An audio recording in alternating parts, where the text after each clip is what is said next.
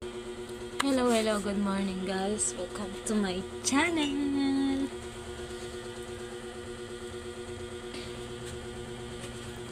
So, ayun guys, good morning po. Ito po yung iniinom ko.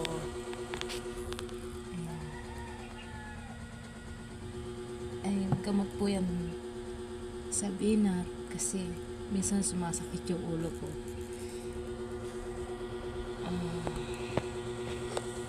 So, para naman po doon sa day ko.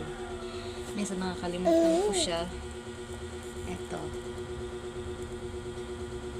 So,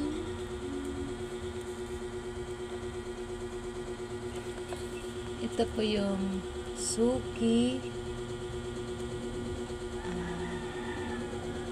Suki Essential, yung Lazy Glow. Minsan ko po lang siya gamitin pag mag-vlog lang ako kasi hello po, ito po pala si Rhea. Ayan, nasalamin siya.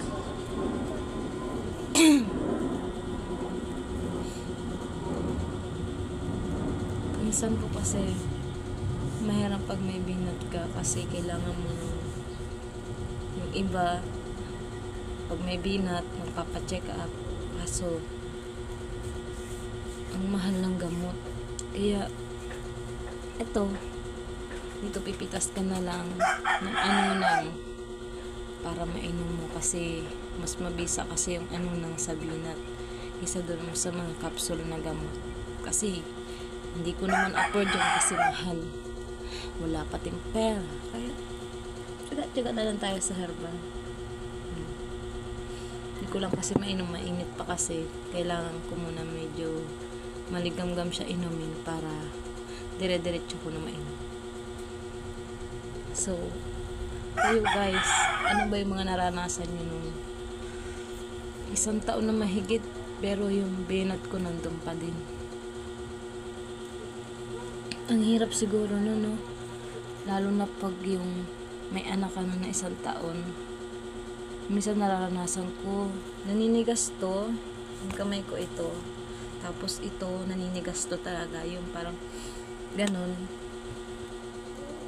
Hindi ko alam kung anong tawag dun sana may makapagsabi sa akin kung ano yung tawag dun yung naninigas to namamanhid tapos yung bagang ko parang naglalak tapos ginanon ko na lang siya pag nangyayari sa akin mahirap ipaliwanag ko anong sakit ang tawag dun.